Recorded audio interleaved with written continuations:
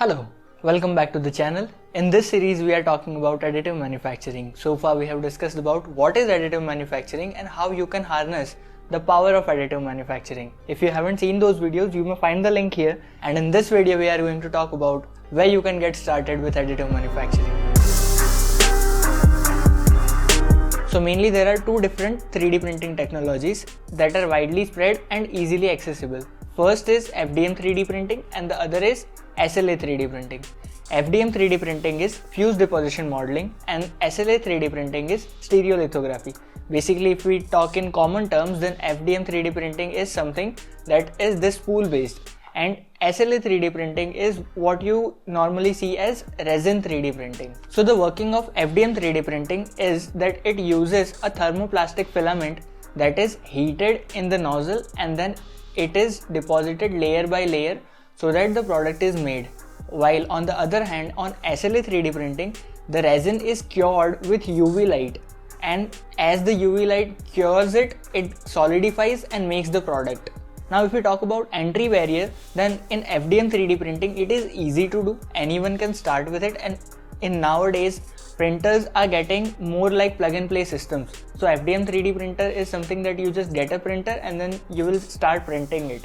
Even the printer are self-calibrating. But if we talk about resin 3D printing, then resin 3D printing requires a lot of careful steps and instructions that are to be followed, because if you might not know, resin also have carcinogenic properties. So to be safe, you need to follow a few guidelines. So the entry barrier for FDM 3D printing is fairly low, whereas for SLA, I wouldn't say that it is too complicated, but you need to take a few careful steps. So now let's talk about the things that is required to get into 3D printing for FDM 3D printer. So for FDM 3D printing, you need firstly the printer itself, and then you will need a slicing software. Slicing software basically slices your entire 3D file into a printer recognizable file so that the printer reads the file and prints the exact same product. So now if we talk about maintenance and calibration of the system, then the most basic thing in FDM 3D printing is bed leveling. So you need to bed level it, and nowadays if we talk about printers, then it comes with auto bed leveling. So you don't need to do a lot in that as well. These are super low maintenance printers, and basically you just consider them as plug and play systems. Now if we talk about the machine handling of FDM 3D printing, then it doesn't require a lot of things that are to be learned. You can learn the printer basics, and at max it can be done in 15 days. So now let's talk about how to get started with resin 3D printing.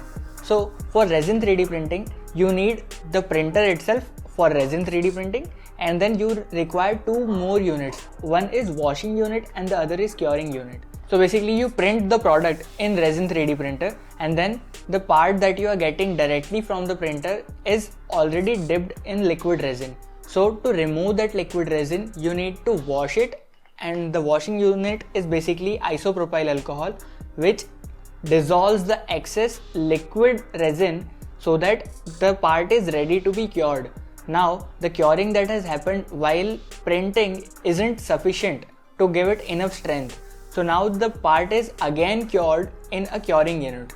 It is usually in the cycles of 30 minutes or multiple cycles of 20-20 minutes depending on the part and the details. Yes, it is a lengthy process, and you also need to create a ventilated area because resin creates fumes, which is not good for your health. You need to wear nitrile gloves and ensure the safety that the resin is not directly coming in contact with your skin.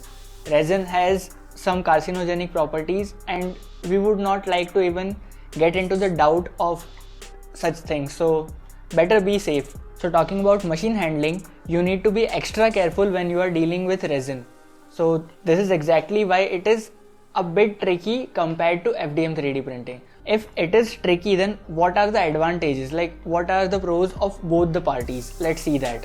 So FDM 3D printers are cheaper and also accessible compared to resin 3D printers. There are a lot of materials available in FDM 3D printing, and it is fairly good for printing functional parts for your prototypes. But the disadvantage of FDM 3D printing is that it shows layer lines. However fine you go, it will show a layer line. So the details that can be achieved in a resin printer cannot be matched with FDM 3D printer. It is cheaper, But if you are focusing more on details, if you are focusing on something like jewelry design, then you should go with resin 3D printing. If you want to just quickly prototype something, then FDM 3D printer is best for you. So this high detail of resin 3D printing comes at a higher cost. The resin and the raw material required for resin 3D printing is costlier compared to FDM 3D printing. The spools almost comes at around 800 to 900 rupees per kg. While as if we compare resin, then it easily comes in the range of 2000 to 3000. Also, you need to be extra careful when dealing with resin.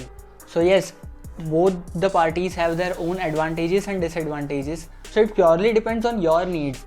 Do you need to make something that has a lot of details that cannot be even manufactured with hands, or you need to just make functional prototypes that are quick and durable, just to test out your product and your ideas in real world? So if you are looking for something cheap and fast, then FDM is the way. If you are looking for something very detailed, then resin is the way. So understand that both the things have their own machine handling requirements and you need to follow them. So as we wrap up this video, let's recall it once again. So FDM 3D printing is cheaper, shows layer lines, good for making prototypes, that is fast and durable.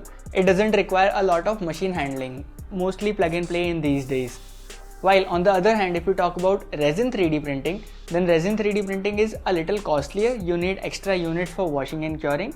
You need to follow a lot of safety instructions using nitrile gloves and mask for fumes, but it can give you a lot of detailed work that cannot be achieved with FDM 3D printing or even with bare hands or other conventional manufacturing methods. Complexity is a little higher than compared to FDM 3D printing. So be safe, keep printing, and bye.